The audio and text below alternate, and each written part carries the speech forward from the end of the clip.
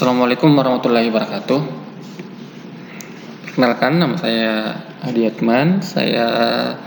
Untuk sementara ini saya akan menggantikan Ibu Nur Hayati sebagai guru prakarya karena beliau lagi sementara cuti. Jadi untuk kedepannya mohon kerjasamanya. Jadi apapun yang Bapak bagikan, entah itu materi atau tugas, silakan kalian dilaksanakan dengan baik agar nilai kalian dapat juga maksimal ya. Baik, pada hari ini kita akan belajar tentang pengolahan makanan internasional. Kompetensi dasar yang kita akan capai ada dua, yaitu 3.7 dan 4.7. Nah, 3.7 yaitu menganalisis sistem pengolahan makanan internasional dari bahan pangan, nabati dan hewani berdasarkan daya dukung yang dimiliki oleh daerah setempat. Kemudian kompetensi dasar yang kedua, 4.7, yaitu mengolah dan membuat makanan internasional dari bahan pangan, nabati dan hewani berdasarkan daya dukung yang dimiliki oleh daerah setempat. Jadi di sini nanti di kompetensi dasar 4.7 kita akan melakukan praktikum membuat makanan internasional. Meskipun di masa pandemi, tetapi kita juga harus tetap melakukan praktikum. Baik, sebelum kita membahas materi seperti apa makanan internasional itu, Bapak akan menjelaskan tentang peta konsep.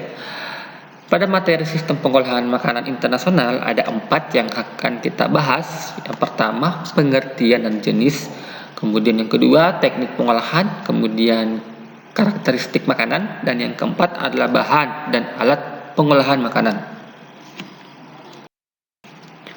Pengertian makanan internasional. Serasa makanan internasional itu sudah tidak asing lagi bagi kalian. Jadi makanan internasional itu adalah makanan yang sumber-sumber bahan makanannya berasal dari negara tersebut dan mempunyai karakter makanan yang identik dengan negara asalnya. Jadi Bapak ulangi kembali, makanan internasional adalah makanan yang sumber-sumber bahan makanannya berasal dari negara tersebut dan mempunyai karakter makanan yang identik dengan negara asalnya. Jadi makanan internasional itu harus diakui oleh negara yang lain. Seperti misalkan orang Amerika yang akan membuat nasi goreng, berarti orang tersebut harus mengakui bahwa nasi goreng yang dia buat itu berasal dari negara Indonesia. Ya, seperti itu. Kemudian selanjutnya masakan internasional dibagi menjadi dua, yaitu masakan kontinental dan masakan oriental. Kita akan membahas perbedaan antara masakan kontinental dan masakan oriental, yang mana kedua masakan ini sering kita jumpai dalam beberapa hal, seperti dalam susunan makanan utama, teknik pengolahan, dan tata cara penyajiannya. Baik, langsung saja kita akan membahas perbedaan kedua jenis masakan tersebut. Masakan kontinental. Ya, ini salah tulis ya, bukan masakan kontinental, tetapi masakan kontinental. Nah, masakan kontinental ini merupakan masakan yang berasal dari negara yang mempunyai dataran luas seperti Prancis, Inggris, Amerika, Australia, dan negara-negara Eropa lainnya. Yang mana makanan kontinental ini merupakan makanan yang berasal dari benua Eropa yang memiliki ciri-ciri seperti berikut. Yang pertama, Eropa Barat, yang mana wilayahnya Prancis, Belgia, Swiss, Belanda, dan Jerman, yang memiliki selera makan yang sama. Kemudian sering menggunakan bumbu yang berupa merica ya, dan garam. Kemudian yang kedua, Eropa Timur, wilayahnya yaitu Cekoslovakia, Hongaria, Yugoslavia, Yunani, Romawi, dan Rumania, dan mempunyai selera makan yang menggunakan bumbu-bumbu tajam dari rempah-rempah seperti lada. Yang ketiga, Eropa Selatan, wilayahnya Italia, Portugal, Spanyol, dan memiliki selera makan pada umumnya berbumbu tajam pula, yaitu pala, lada, dan kayu manis. Kemudian masakan yang kedua yaitu jenis masakan oriental. Nah, masakan ini merupakan jenis makanan yang berasal dari negara kepulauan daerah Asia seperti Indonesia, Cina, Jepang, India, Arab, Pakistan, dan negara timur lainnya. Masakan oriental adalah perpaduan beberapa resep masakan di Asia yang mudah dikenali dari tampilan, aroma, dan rasanya.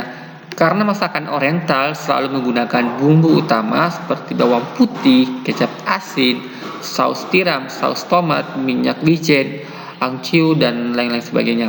Bumbu yang digunakan biasanya merupakan bumbu segar yang langsung diracik.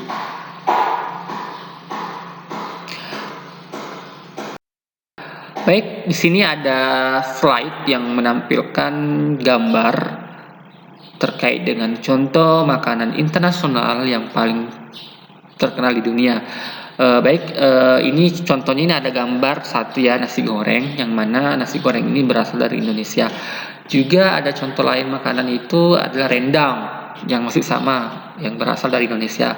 Kemudian contoh makanan internasional lainnya ada sushi Jepang, kemudian ada tom yum goong Thailand, pad thai Thailand, kemudian ada somtam Thailand, dim sum Hong Kong, kemudian ada ramen Jepang, kemudian ada bebek Peking ya Cina, kemudian mushroom curry Thailand, lasagna Italia, kimchi berasal dari negara Korea, kemudian ada lagi namanya chicken rice berasal dari Singapura, dan ada juga sate ya, tentunya masih berasal dari Indonesia.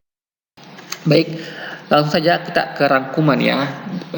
Dari pembelajaran pada hari ini dapat kita merangkum. Yang pertama, makanan internasional itu adalah makanan yang sumber-sumber bahan makanannya berasal dari negara tersebut dan mempunyai karakter makanan yang identik dengan negara asalnya.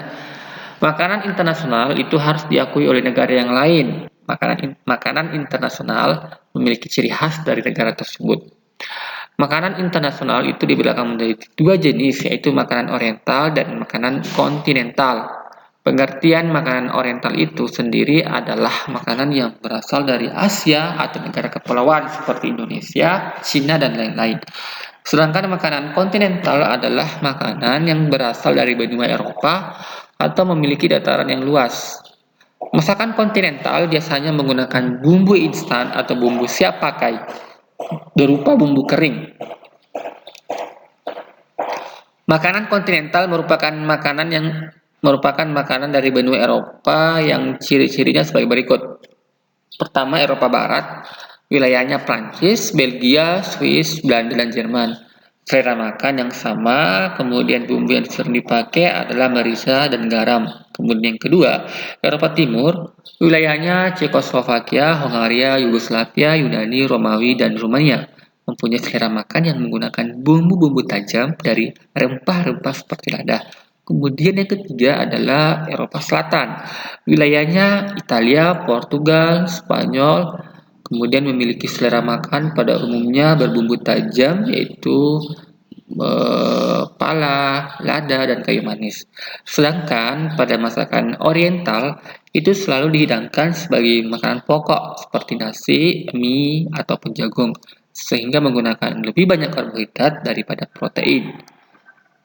protein hewani dan nabati. Nah, sudah tahu kan yang dimaksud dengan protein hewani dan protein nabati? Protein hewani yaitu protein yang berasal dari hewan, sedangkan protein nabati merupakan protein yang bersumber dari tumbuhan. Baik, demikianlah pembelajaran kita pada hari ini.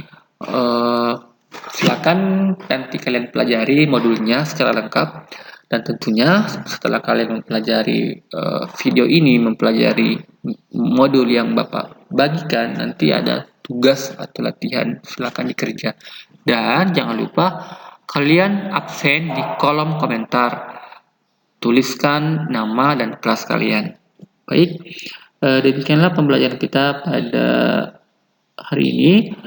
Tetap sehat dan tetap semangat.